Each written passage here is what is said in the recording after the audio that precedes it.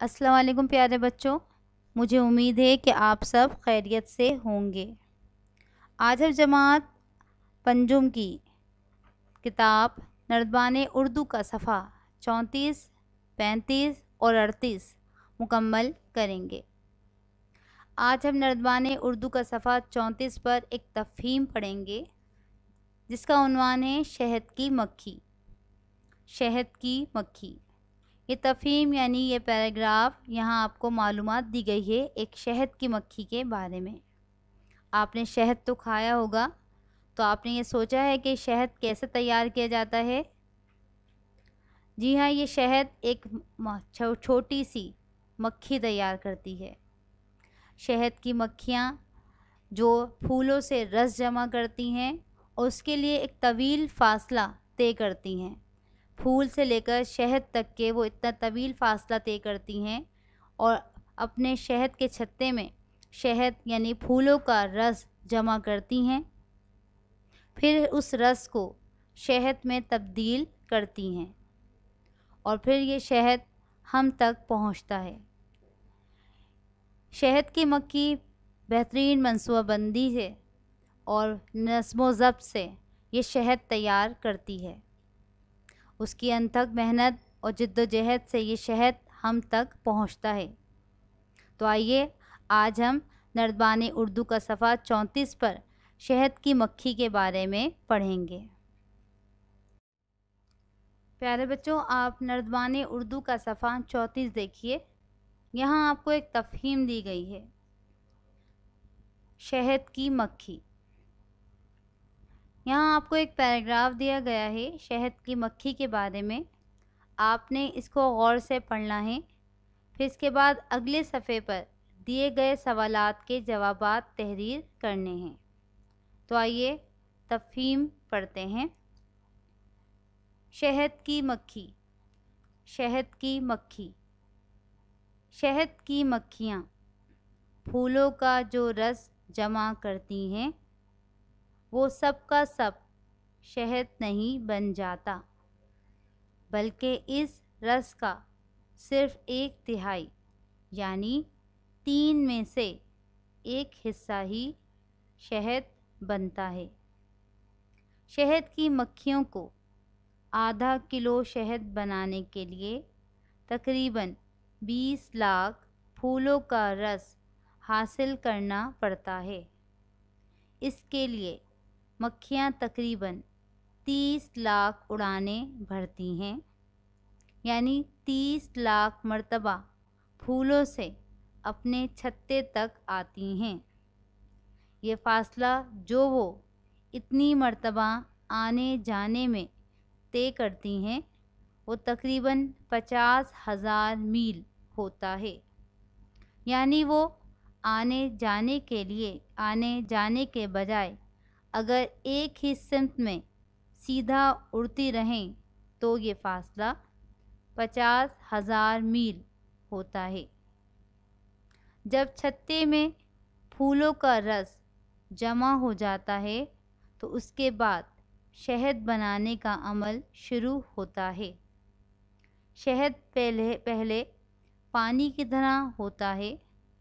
शहद तैयार करने वाली मक्खियाँ अपने परों को पंखे की तरह इस्तेमाल करके फालतू पानी भाप की तरह उड़ा देती हैं।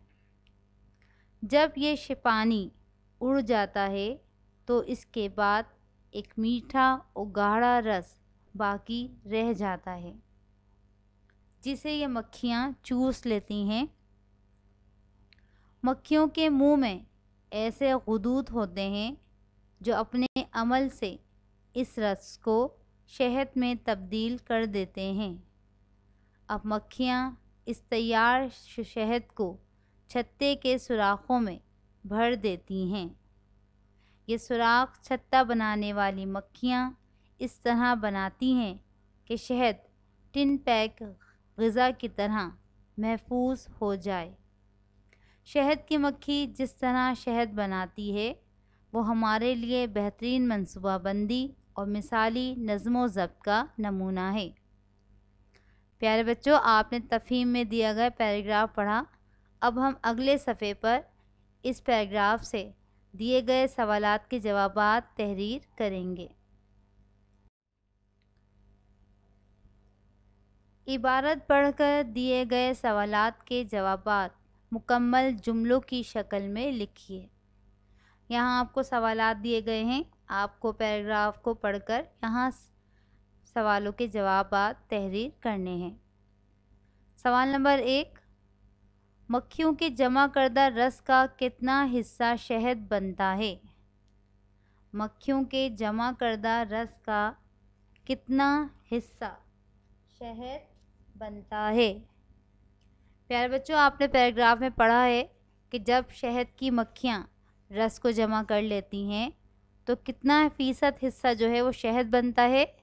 तो तकरीबन 1/3 यानी 3 में से 1 हिस्सा ही शहद बनता है। रस का, मक्खियों के जमा करदा रस का सिर्फ 1/3 हिस्सा शहद बनता है। आप जवाब में लिखेंगे मक्खियों के जमा करदा रस का सिर्फ 1/3 यानी 3 में से 1 हिस्सा ही शहद बनता है। सवाल नंबर 2, आधा किलो शहद बनाने के लिए तकरीबन कितने फूलों का रस हासिल करना पड़ता है? आधा किलो शहद बनाने के लिए तकरीबन कितने फूलों का रस हासिल करना पड़ता है? इसका जवाब भी आपको पैराग्राफ में दिया गया है कि आधा किलो शहद बनाने के लिए तकरीबन 20 लाख फूलों का रस हासिल करना पड़ता है। आधा किलो शहद बनाने के लिए तकरीबन 20 लाख फूलों का रस हासिल करना पड़ता है। शहद की मक्खियाँ अपने परों से उड़ने के अलावा क्या काम लेती हैं? सवाल नंबर 3, शहद की मक्खियाँ अपने परों से उड़ने के अलावा क्या काम लेती हैं?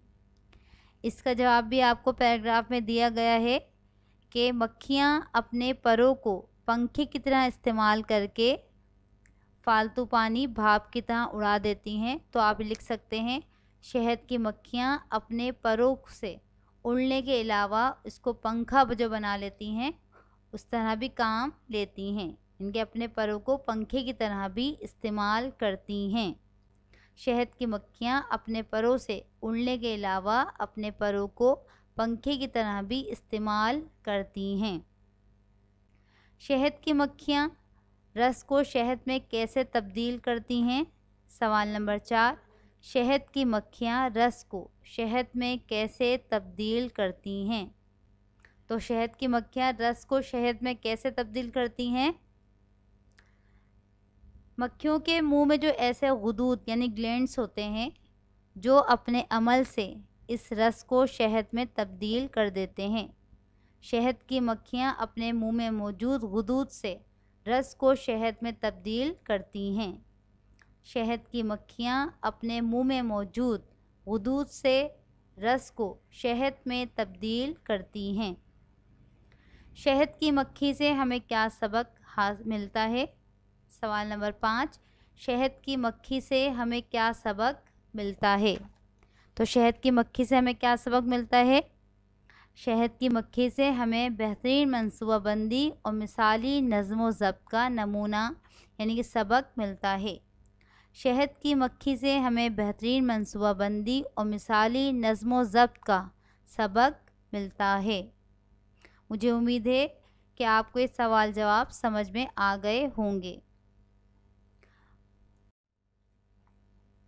प्यारे बच्चों, आप नर्दबान उर्दू का सफ़ा 35 पर हिस्सा बे देखिए। इस इबारत में से 3 सिफ़ात और इनके मौसूफ़ तलाश करके लिखिए। इस इबारत से 3 सिफ़ात और इनके मौसूफ़ तलाश करके लिखिए। यानी आपको इस इबारत में से 3 सिफ़त और उनके मौसूफ़ तलाश करके लिखने हैं। प्यारे बच्चों, आप पहले भी सिफ़त और मौसूफ़ अपनी नर्दबान उर्दू में पढ़ चुके हैं। सिफ़त यानी कि कोई भी खूबी, खामी, अच्छाई, बुराई, तादाद या मिक़दार। सिफ़त कोई भी किसी भी चीज़ की खूबी, खामी, मिक़दार, तादाद, अच्छाई या बुराई। और मौसूफ़ क्या होता है? जिस चीज़ की हम तारीफ़ बयान करते हैं, जिस चीज़ की हम खामी यानी बुराई बयान करते हैं, जिस चीज़ की हम तादाद बताते हैं या मिक़दार बताते हैं, उस चीज़ को मौसूफ़ कहते हैं। तो इस इबारत में भी आपको कुछ सिफ़त व मौसूफ़ दिए गए हैं। तो इसमें हम पहले लिखेंगे, सिफ़त में लिखेंगे 20 लाख। 20 लाख क्या हैं? फूल हैं। 20 लाख फूल। सिफ़त क्या है? 20 लाख। और क्या है? फूल। 20 लाख फूल। नंबर 2 में आप लिखेंगे मीठा। सिफ़त में लिखेंगे मीठा और मौसूफ़ में लिखेंगे रस। रस कैसा है? रस की खूबी क्या है? मीठा है। सिफ़त क्या है? मीठा और मौसूफ़ क्या है? रस। मीठा रस। नंबर 3 में आप क्या लिखेंगे? नंबर 3 में आप लिखेंगे गाढ़ा। सिफ़त में क्या लिखेंगे? गाढ़ा और मौसूफ़ में भी रस लिखेंगे। गाढ़ा रस। गाढ़ा रस। 20 लाख सिफ़त और मौसूफ़ क्या है? फूल। मीठा रस और गाढ़ा रस। ये हो गए आपके सिफ़त व मौसूफ़। अब आप हिस्सा जीम देखिए। दिए गए अल्फाज का अंग्रेज़ी में तर्जुमा लिखिए। दिए गए अल्फाज का अंग्रेज़ी में तर्जुमा लिखिए। यहाँ आपको उर्दू के अल्फाज दिए गए हैं। आपने इनके सामने इनकी अंग्रेज़ी लिखनी है, यानी इंग्लिश में लिखना है कि इन अल्फाज को क्या कहते हैं। मनसूबाबंदी। मनसूबाबंदी क्या आप लिखेंगे? प्लानिंग। मनसूबाबंदी प्लानिंग।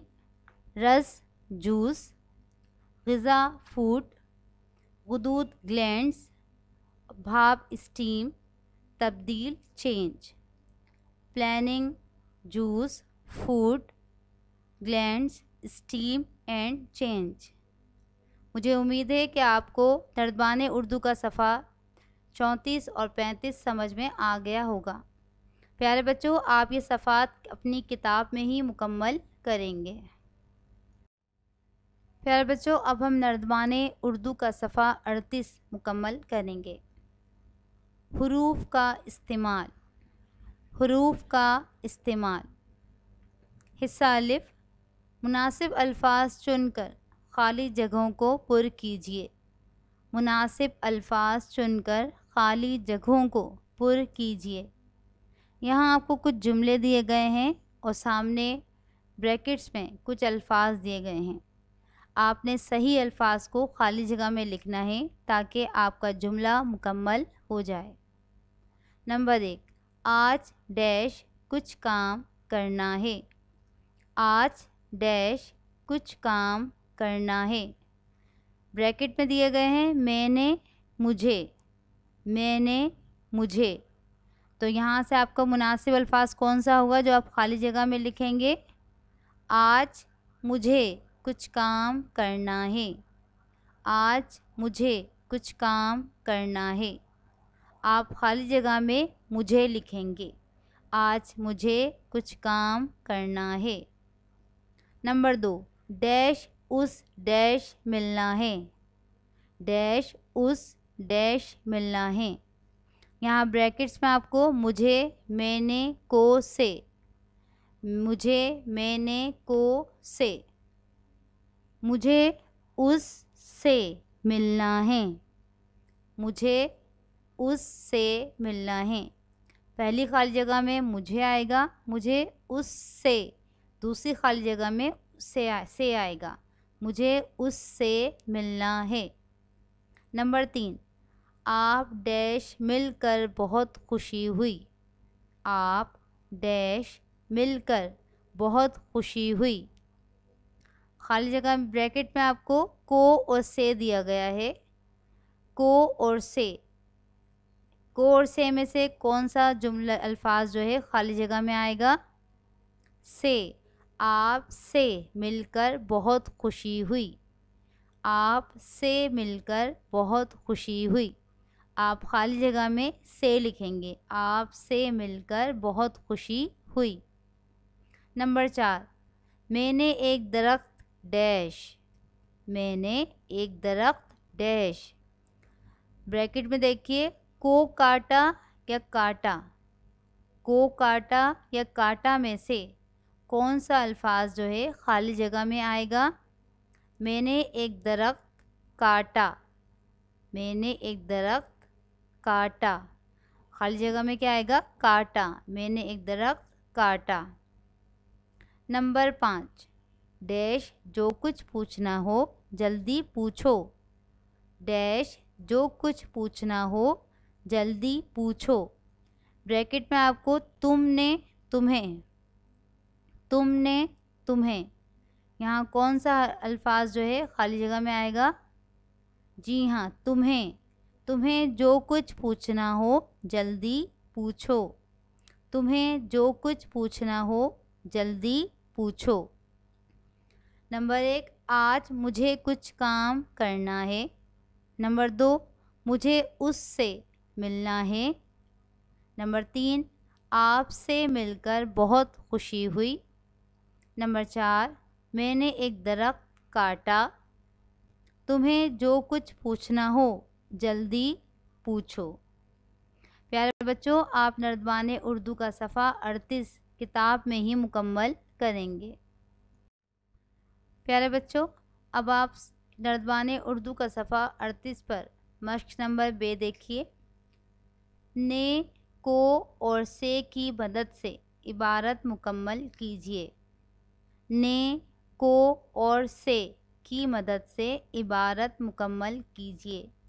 यहाँ आपको 3 हर्फ दिए गए हैं, ने, को और से, और नीचे दी गई इबारत को आपने मुकम्मल करना है ने, को और से लगाकर। तो आइए इबारत पढ़ते हैं। Dash Ali dash Karachi dash Hyderabad तक गाड़ी डैश इतना तेज़ चलाया कि अहमद डैश डर लगने लगा।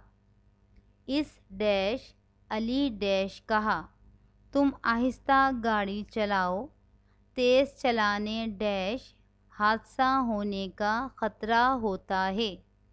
तो अली डैश अहमद डैश तसल्ली दी कि बेफ़िक्र रहो, अब मैं आहिस्ता गाड़ी चलाऊँगा। प्यारे बच्चों, आपने इस पैराग्राफ में ने, को और से लगाना है ताकि हमारी इबारत मुकम्मल हो जाए। तो आइए इबारत को मुकम्मल करते हैं। अली ने कराची से हैदराबाद तक गाड़ी को इतना तेज़ चलाया कि अहमद को डर लगने लगा। आइए दोबारा जुमला पढ़ते हैं। अली ने कराची से हैदराबाद तक गाड़ी को इतना तेज़ चलाया कि अहमद को डर लगने लगा। पहली खाली जगह में आएगा ने, दूसरी खाली जगह में आएगा से, तीसरी खाली जगह में को, और चौथी खाली जगह में को आएगा। इस डैश अली डैश कहा, तुम आहिस्ता गाड़ी चलाओ, तेज़ चलाने डैश हादसा होने का ख़तरा होता है। इसने अली से कहा, तुम आहिस्ता गाड़ी चलाओ, तेज़ चलाने से हादसा होने का ख़तरा होता है। आइए जुमला दोबारा पढ़ते हैं। इसने अली से कहा, तुम आहिस्ता गाड़ी चलाओ, तेज़ चलाने से हादसा होने का ख़तरा होता है। पहली खाली जगह में आएगा ने, दूसरी खाली जगह में से, और तीसरी खाली जगह में भी से आएगा। तो अली डैश अहमद डैश तसल्ली दी के बेफ़िक्र रहो, अब मैं आहिस्ता गाड़ी चलाऊँगा। तो अली ने अहमद को तसल्ली दी के बेफ़िक्र रहो। पहली खाली जगह में आएगा ने, दूसरी खाली जगह में आएगा को। तो अली ने अहमद को तसल्ली दी के बेफ़िक्र रहो, अब मैं आहिस्ता गाड़ी चलाऊँगा। प्यारे बच्चों, अब आप ये इबारत को मुकम्मल करिए।